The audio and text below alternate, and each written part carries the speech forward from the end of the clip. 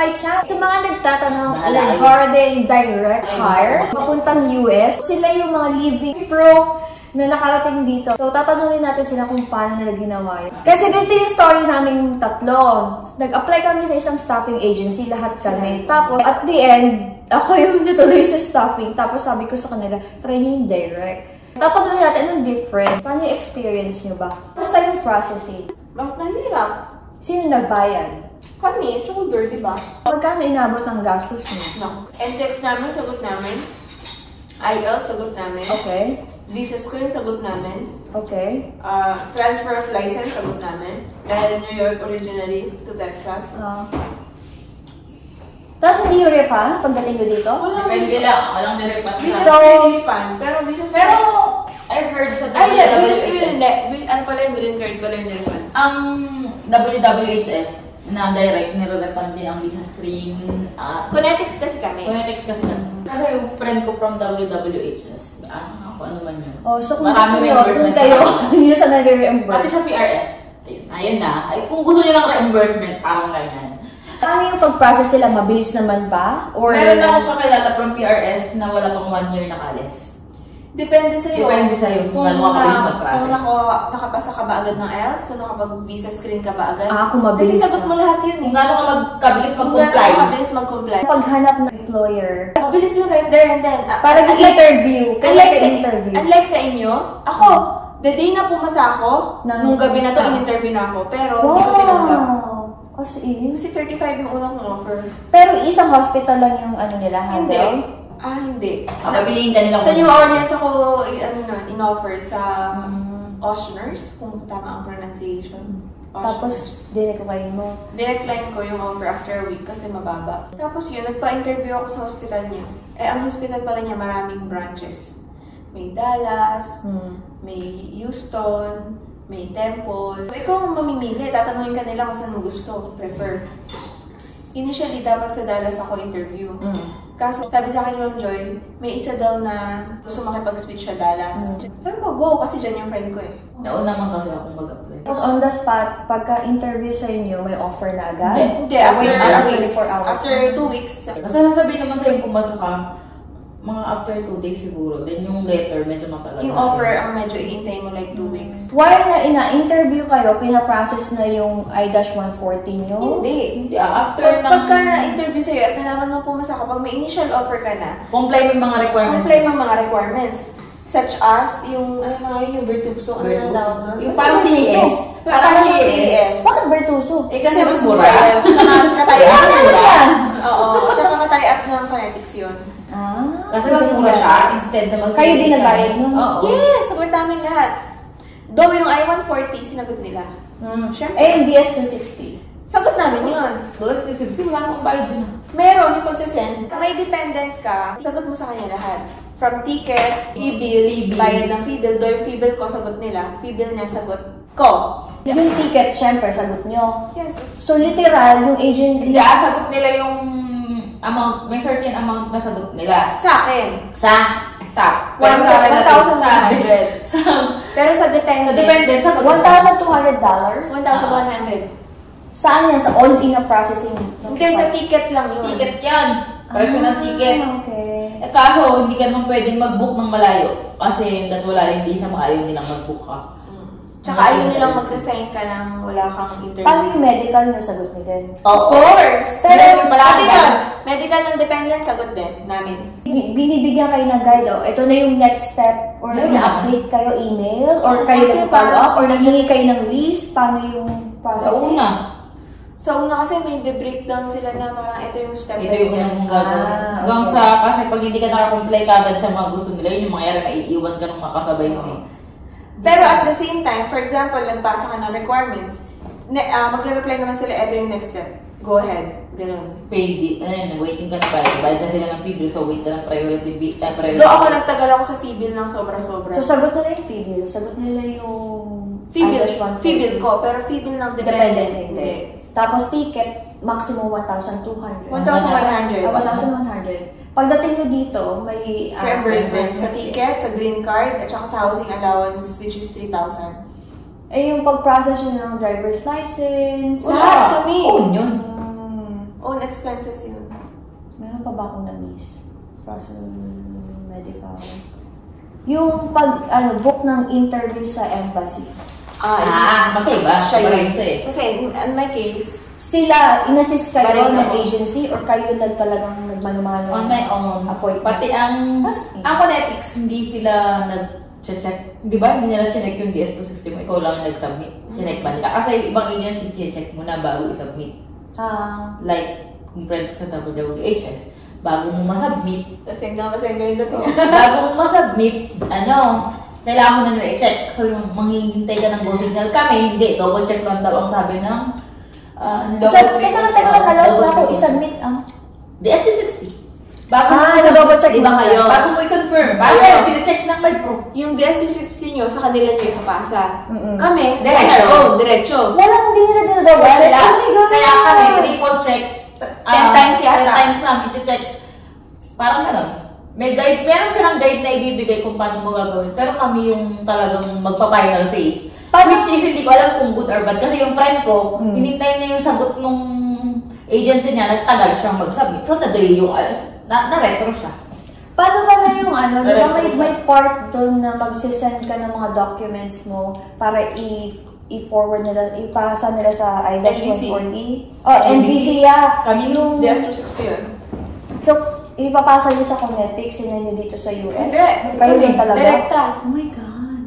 Ang galing niyo naman. Talagang, pero, kaya nga kayong instructions. Kaya nga pag tinanong mo kami kung paano ginawa namin, one by one, kaya namin sabihin sa'yo. Kasi nga, kami talaga gumawa. So guys, pag may mga tanong pa kayo, pwede ko ilagay dito sa baba yung nyo, Facebook, email,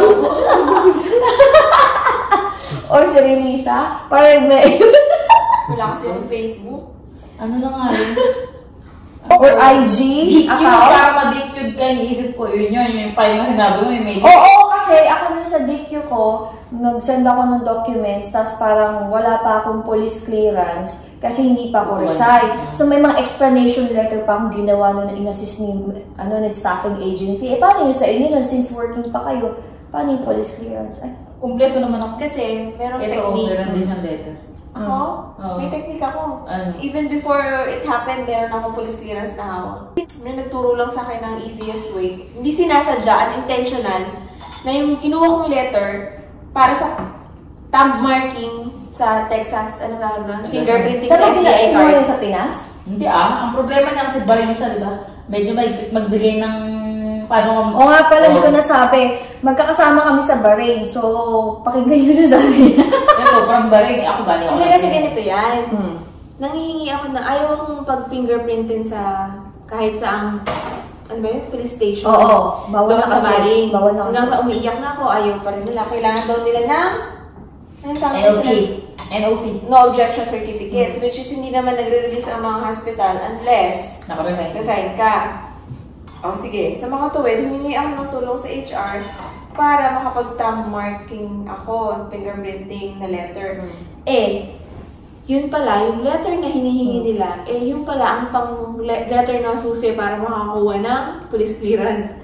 So, instead na makapag-fingerprinting ako, nakapagkukuha ako ng police clearance at umuwi ako sa Pinas para mag-thumb marking. Oh, galing. So, sa mga kung naguguluhan kayo sa amin, kasi yung hospital namin dati, government yon. So, medyo mahigpit sila talaga. Pag nakita nila yung visa namin sa passport, matik yun. Bawal kami kumuha ng police clearance kung walang NOC. Ako rin lang ganyan. Sa hospital lang namin yan, pero pag mga private or ibang hospital, okay yun. Pagdating nyo dito, may accommodation ba ang binigay? May sumundo ba sa airport? Meron nag-communicate sa inyo? May CL. Inassign na sa inyo? Oo. Nurse din na nag-work sa hospital nyo? No. Community liaison, taga dito sila. Kung kunwari, onboarding specialist namin, nakapag-coordinate na yun, ito yung susundo sa inyo. Parang gano'n. Which is, actually, ang ano nila dito, it's either mag-hotel ka or kung nakakuha ka na ng bahay. Kami, Sagot nila yung hotel? meron nang i-remember sa amin. Yung hotel, so, which is di namin pinili, kasi mukha kami pera. Mukha kami pera, so kailangan namin makakuha ng buo. So, kumuha siya ng siya yung nag-arrange. Kumuha siya ng mas murang stay namin ng 1 month, which is okay naman. So, buo namin ang reimbursement namin. Kasi which is kung nag-hotel kami na dinala ng Halos wala nang matitira. 80 per day. Alam ko, sure. Basta 10 days, halos wala nang matitira. May limit ba yung yung 3,000. Oh. So, dahil gusto namin ng pera, kumuha kami ng sumababa, which is 800 ako, 900. All in. All in. Actually, kinuha nila room lang sa isang buong bahay. Kasagrat lang sila sa room. So, good idea. Tapos, lipat na lang kami after. Room siya na all-in, na open kitchen, open sala. May garage. May garage, may parking ka din. Filipino din yung may-ari ng bahay. Maganda yung bahay nila, tas mabait. Dito naman. sila sa Austin, di ba? Temple. Oh my gosh! Temple under Austin? No. Temple nasa Central Texas. Temple, Texas to. So, dito sila na-assign. Na probinsya. Oo, at saka ang mura lang ng mga bagay-bagay dito. Tapos ang gaganda ng mga gamit. Gamit niya. True. At hindi traffic dito. Mura lang mag-drive dito. Mura yung car insurance nila rito kaysa sa akin yung sa Houston. Oh my God. Masarap mag-drive dito. Maganda kalsada nila rito. Walang traffic. So, yung 10 minutes mo sa Pinas na maraming traffic, actually dapat 3 minutes lang. Dito, yung 10 minutes, 11 minutes mo. Dire-diretso yun, malayo na yun. Alam mo ba yung nagpunta kaming Austin, ano? Dahil di ba nagda-drive to sa Manila? Sinasabi niya yung miles. Mas malayo pa pala yung Austin sa Manila. Kaya lang mas mabilis. Dahil traffic ang Manila, pero yung Austin, dire-diretso. Imaginein mo, mas malayo yung Austin sa Manila. Kasi pag Texas, long drive talaga. Kasi ang city ang lalaki. Lalo na sa Houston. Ba na-reimburse kayo? Kailan? Yung reimbursement, matatanggap mo once may SSN ka na. So, kailangan mo talagang may baon kang pera kasi kung wala. So, ang baon yung pera should be at least less than $10,000. Less than $10,000 kasi... Ako walang baon kasi walang pera. Credit card lang. Pwede kayo magamit ng credit card. Kasi magagamit nyo yun sa groceries, sa gas, pwera syempre sa bahay. Sa bahay, credit din eh. Initially, dapat, ready ka na ang bayad mo sa bahay for a month is cash. Ito yung pinaka-favorite kong tanong. May bonus ba kayo? Meron. Sa akin, 15,000. Nakuha nyo one time, big time, or staggered? One time, pero lang ng tax. One time, big time. First paycheck? First paycheck. Ano yung sahuran nyo? Kasi sa amin sa staffing, weekly kami. Bi-weekly. Ano naman ba kayong violent reaction na ayaw nyo sa contract nyo na parang niregret nyo? Ako, na-regret ko kasi bago pa ako pumunta dito, iba area ako supposed to be. Yun talaga hindi maiwasan. Talaga yung iba yung area ko, which is waiting na lang ako ng ID, then change nila ng, kasi daw full na. So, na-transfer ako from City ICU to step down. So, syempre. Pero, makakalakaw ka ba? Bumaba tuloy yung... Kaya bumaba tuloy yung bonus ko na. So pero ang hemodialysis dito, 20K ang So, bonus, depende pala sa area. Actually, depende daw sa need ng area yun. Pwede ba kayo mag-refer? Tapos meron kayo referral bonus? Pero Oh, guys! Gusto nyo mag-apply sa kanila. Sabi naman mag-refer daw tayo. Pwede ka mag-refer ng kakilala. Ang bonus daw ng hemodialysis, 20K. Pwede kang mag-refer dito sa Baylor mismo sa isa. Sa may website. Refer ka kung may kilala kang Malay kung lilipat ka. Kung alam kung lilipat ka din, refer ka na lang namin. Kaya nga. Hindi ka rin naman magta-transfer kasi nandun na yung buhay mo sa Houston. Oo nga. Depende, tingnan ko pa. Malay mo, nasa ibang state. Charot! May nabis ba akong tanong? Kamusta naman ang offer and benefits? Ay, bawal okay sabi naman. ng tao. Hindi, pero Charot. compare sa mga staffing. Ito pinakamalaking, hindi. Nung time na yun, ito yung pinakamalaking nag-offer sa akin. So, go. Parang ganun. Which is normally, ang in-offer sa akin ay 38. Ano yung staffing agency? Yung time lang na, di ba? Hindi yung acceptable. Direct? Sino yung, pero, Tomas, isa pa ay hanggang 36 daw eh. Iba tong agency ha. Then, nag-counter-offer ulit sila ng almost na same nito. Kaso, nakago na ako. Kamusta naman yung hospital? How's the environment and Magnet sila, so pro staff. Ilang months yung orientation period mo? 3 months. 3 months. Di ba, usually, ang bawat hospital, meron silang online education learning. Oo whatever. naman. Like sa amin, sa staffing agency, may ganun kami 1 month dun sa Florida. Kung kayo... Health stream. Ano yan? Oo. Hindi namin tinapos yung ganyan. Hanggang hinabol pa ako ng phonetics. Kasi bukod pa doon, meron pa kaming ginagawang mga certifications. BLS, ACLS, TNCC, online. lahat ng certifications. O, ito, So, parang wala dumating dito, may ganun din ba? Dito na. Lahat? Hindi naman tagas ulo namin. Pati ACLS, BLS, Dito na yung ACLS din. Kasi hindi nila... Pero hindi kami ER, so ano lang kami, BLS at ACLS. Ano yung sagot ng hospital niyo? Di ba sabi mo ni-reimburse kayo, kasabay yun sa bonus mo on your first paycheck? Different. Ang walang tax ang reimbursement ng Connetics. How come? Diniretso sa account mo? Bakit may tax ba yung pinamasahe mo? Bakit? Oh, Ba't sorry dinireta tax? mo. Bakit dinireta tax? Yung sa akin may tax kasi kasama siya sa sahod ko. Hindi siya kasama ng sahod kasi galing siya sa Connetics. So, paano binigay sa'yo yung cheque? Bank account. Kailangan ng SSN. Direct?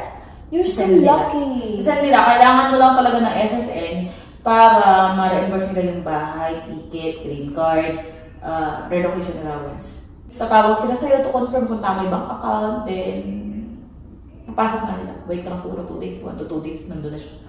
Wala So, option. approximately, magkano yung mga nagastos mo? Yung dapat nilang ihanda. Like, Kasi ang NCLEX ko is 20,000. oh, sige, sama mo na yun. Kasi 20,000 yun kasi may middle. Man. Kasi mag-budget na lang kayo 200 para pambayad sa exam processing ng para magka-ATT. Yan, pares tayo. IELTS or pre, whatever. Yung kung may review ka man. May bayad ba yung pag-appointment sa embassy for interview? Medical, ikaw muna nagbayad. O, yung ready yung medical mo. Mga 20,000 ba yun?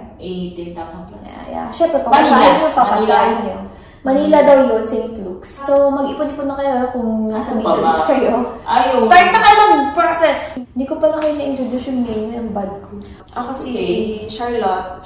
Ako si... Diba, bad ko? Natapos ko sila interviewin lahat-lahat, hindi ko nabanggit yung name nila. This is Julian. Yes! Pwede ka bang lagay yung IG account mo? Hindi, syempre. Private! Sige, mag-comment na lang kayo dyan, tapos i-message ko sila kung ano mga tanong nyo. Basta don't forget na mag-subscribe, ha? And this is really sa single po yan.